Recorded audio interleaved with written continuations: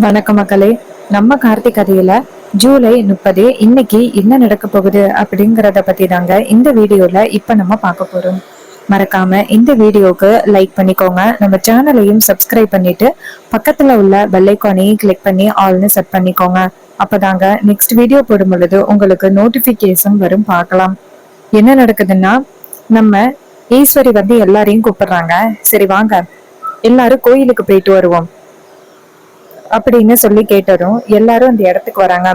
அப்பதான் நம்ம ஈஸ்வரியோட பொண்ணு ஹீரோயின் சொல்றாங்க, அம்மா இந்த மாதிரி குங்கும சிமிழ் உங்களுக்கு சின்னமா கிடைச்சதுக்கு அந்த கடவுள் கண்டிப்பா நீங்க தான் ஜெயிப்பீங்க அப்படிங்கறது பலி கொடுத்த மாதிரி. இதை கேட்டதும் நம்ம ஈஸ்வரி சொல்றாங்க, ஆமா ரேவதி, எனக்கு ரொம்ப சந்தோஷமா இருக்கு அப்படின்னு சொல்லி பேசிக்கிட்டு இருக்காங்க. அப்பதான் நம்ம சகல இருக்காருல்ல, அவருக்கு போன் வருது. போன் அட்டன் பண்ணி, அப்படியா, என்ன சொல்றீங்க, இப்படியா நடந்திருக்கு? அப்ப அந்த சிவனாண்டி ஊருக்குள்ள செமையா அவமானப்பட போறானே அப்படின்னு சொல்லி பேசுறாரு. இதை கேட்டதும் நம்ம வில்லிக்கு ரொம்ப அதிர்ச்சி. என்ன இது, இவன் நம்மளோட புருஷனை பத்தி பேசிக்கிட்டு இருக்கானே, அப்படி என்ன பேசிக்கிட்டு இருக்கான் அப்படின்ட்டு நினைக்கிறாங்க.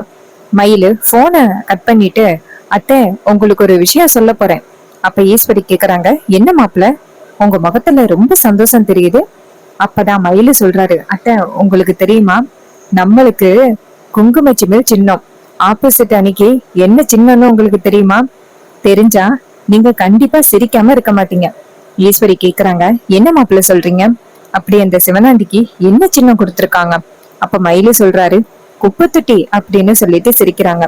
இதை கேட்டதும் நம்ம வில்லிக்கு ரொம்ப அதிர்ச்சி. என்ன இது, குப்பத்தொட்டியா?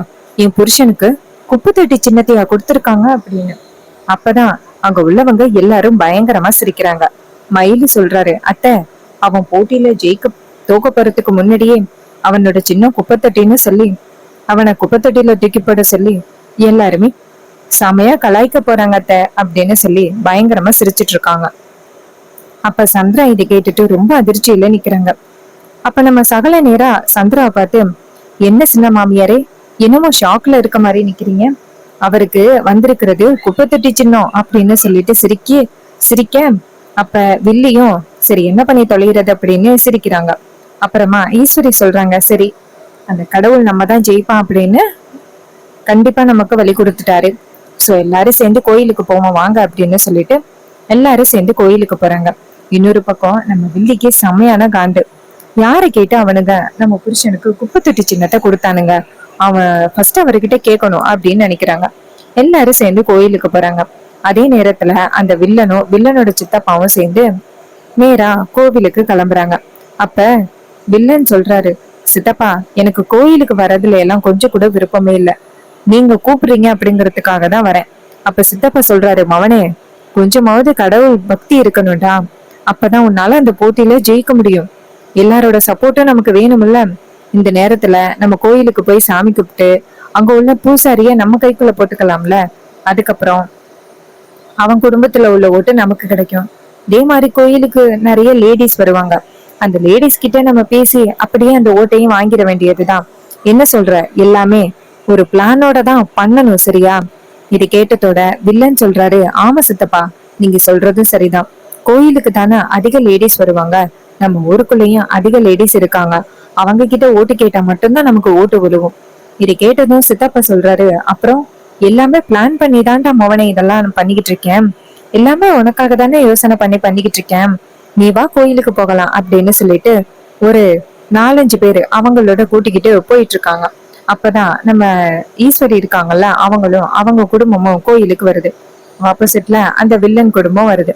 அப்ப நம்ம சந்திரா இத பார்த்துட்டு, இவர் என்ன இந்த பக்கம் வராரு, ஒருவேளை நம்மள மாதிரி இவரும் கோவிலுக்கு சாமி கும்பிட வந்திருப்பாரோ, இவர் ஒன்னும் கடவுள் பக்தி எல்லாம் அதிகம் உள்ளவர் இல்லையே, ஒருவேளை சித்தப்பா கூட்டிட்டு வந்திருப்பாரு போல அப்படின்னு யோசனை பண்றாங்க. அப்பதான் மயிலு சொல்றாரு, அத்தை பாருங்க அத்தை, குப்பை நடந்து வந்துகிட்டு இருக்கு அப்படின்னு சொல்லி பேச ஈஸ்வரி கேக்குறாங்க, என்ன மாப்பிள்ள சொல்றீங்க அப்படின்னு சொல்ல மயிலு சொல்றாரு, அங்க பாருங்க அத்தை அப்படின்னு.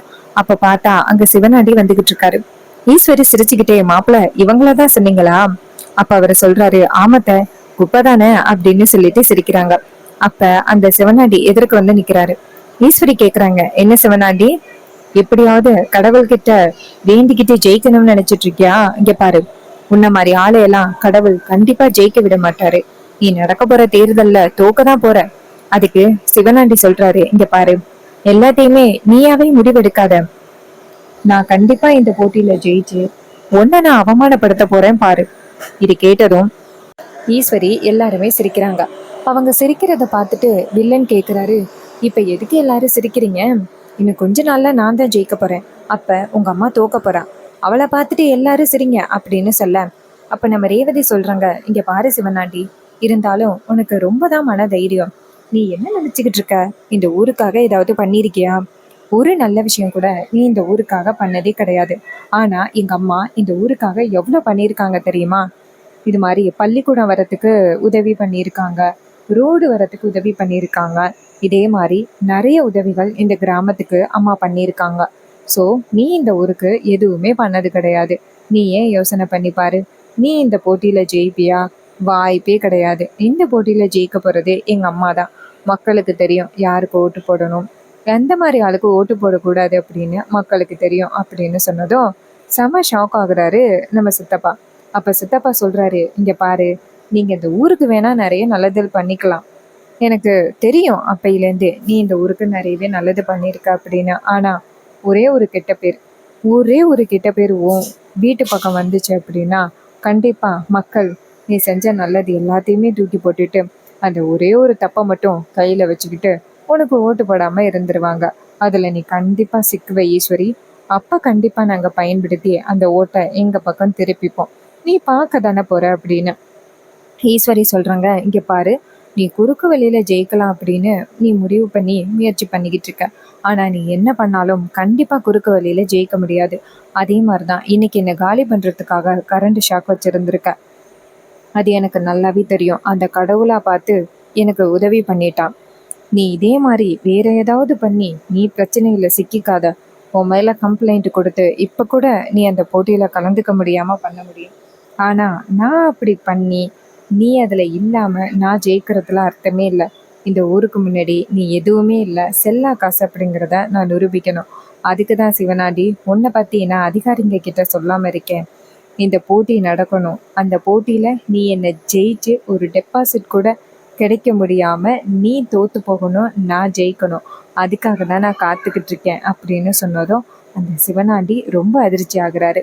அப்ப சித்தப்பா கேக்குறாரு, சரி ஒரு டீல் போட்டுக்கலாமா அப்படின்னு ஈஸ்வரி கேக்குறாங்க. என்ன சொல்ற? அப்ப சித்தப்பா சொல்றாரு, ஆமா, ஒரே ஒரு டீல் போட்டுக்கலாம்.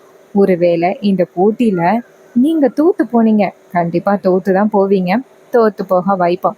அப்படி நீங்க தோத்து போனீங்க அப்படின்னா உங்க வீட்டுல உள்ள 4 பொண்ணுங்களும் என் வீட்டுக்கு வந்து மொறவாசல் செய்யணும், ஓகேவா அப்படின்னு சொன்னதும் நம்ம சகல கேக்குறாரு, சரி அதே மாதிரி நீங்க தோத்து போயிட்டீங்கன்னா நீங்க 2 பேரும் எங்க வீட்டுக்கு வந்து வீட்டு வேலையெல்லாம் பார்க்கணும், ஓகேவா அப்படின்னு சொல்லி கேட்டதும் நம்ம சித்தப்பா சொல்றாரு, அப்படியா, கண்டிப்பா பண்றேன். ஆனா கண்டிப்பா ஜெயிக்க போறது நாங்க தான், அதை பார்க்க தான் போறீங்க அப்படின்னு.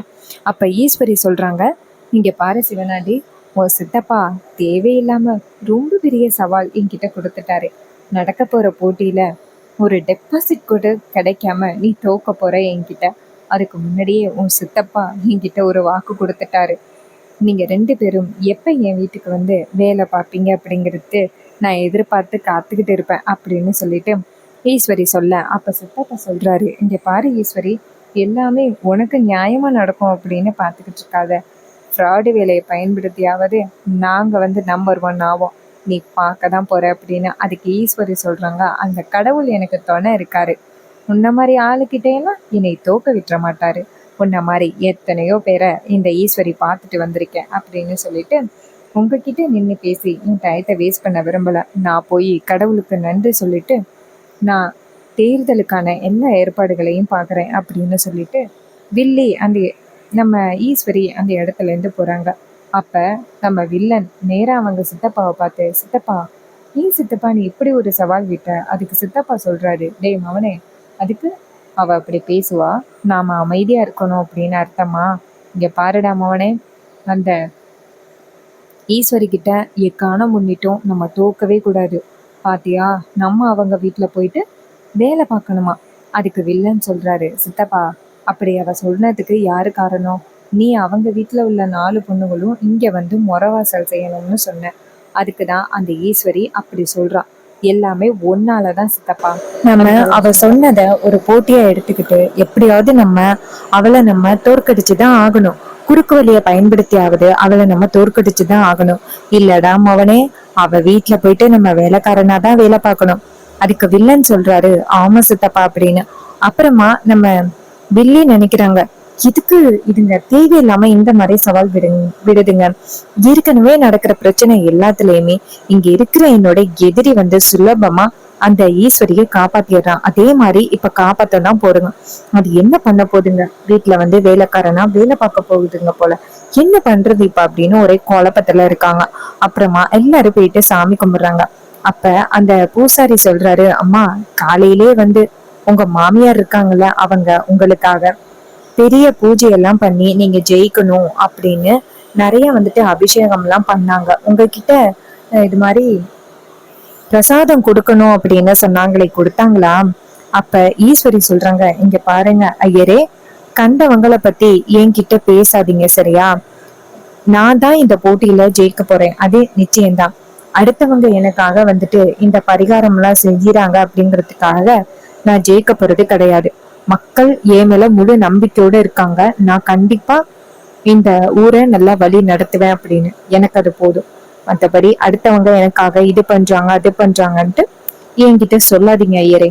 இது கேட்டதும் ஐயர் நினைக்கிறாரு, இந்த அம்மா என்ன இப்படி பேசுது? எந்த அளவுக்கு அந்த மாமியார் இது மேல பாசமா இருக்கு, இதென்ன இப்படி பேசுது அப்படின்னு. அப்ப நம்ம ஹீரோ சொல்றாரு, அத்தை இந்த மாதிரி நம்ம பேசக்கூடாது, தேர்தல் சமயத்துல இது ஒரு பிரச்சனை ஆகும் சரியா அத்தை?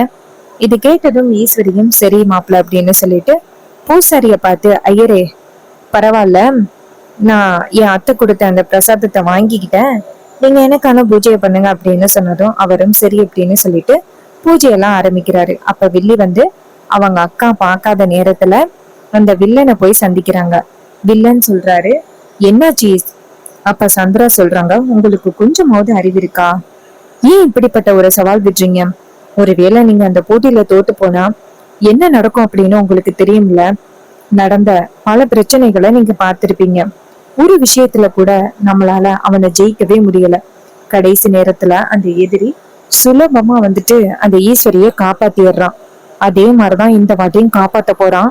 நீங்க வந்துட்டு வீட்டுல வந்து வேலைக்காரனா வேலை பார்க்க போறீங்க.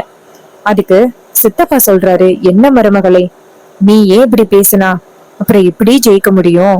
அப்ப வில்லி சொல்றாங்க, இங்க பாருங்க, நீங்க எப்படியாவது ஜெயிச்சுதான் ஆகணும். நீங்க அந்த வீட்டுல வந்து வேலைக்காரனா வேலை பார்க்கறத கண்டிப்பா என்னால பார்க்க முடியாது. அப்ப சித்தப்பா சொல்றாரு, இங்க பாரு, நீ மட்டும் ஐடியா வச்சியன்னா கண்டிப்பா வந்துட்டு எங்களால ஜெயிக்க முடியும். அதுக்கு வில்லி கேக்குறாங்க, எப்படி சொல்றீங்க? சித்தப்பா சொல்றாரு, ஆமா மருமகளே, நீ அந்த வீட்டுல இருக்க. இப்ப அந்த தேர்தல ஜெயிக்கிறதுக்காக அந்த ஈஸ்வரி என்னென்ன பிளான் பண்றாளோ எல்லாத்தையுமே நீ எங்க கிட்ட வந்து சொல்லு. அதை பயன்படுத்தி நாங்களும் வந்துட்டு அதே மாதிரி பண்றோம். இதை கேட்டதும் நம்ம வில்லி யோசிக்கிறாங்க, ஆமால, இது ஒரு நல்ல யோசனையா இருக்கே, இதையே பயன்படுத்தி நம்ம ஜெயிச்சிடலாமே. சரி, என் அக்கா தேர்தல்ல ஜெயிக்கிறதுக்காக என்னெல்லாம் ஐடியா பண்றாளோ அது எல்லாத்தையுமே நான் உங்ககிட்ட சொல்றேன். அதை பயன்படுத்தி நீங்க ஜெயிச்சிருங்க.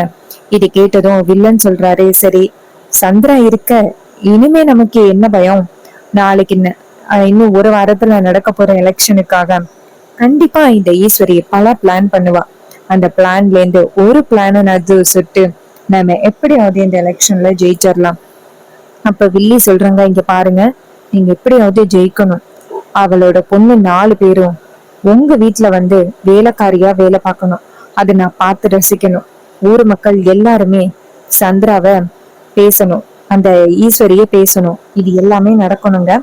இது கேட்டதும் வில்லன் சொல்றாரு, அது எல்லாமே கூடிய சீக்கிரம் நடக்கும், நீ எதுக்கும் கவலைப்படாத அப்படின்னு சொல்ல.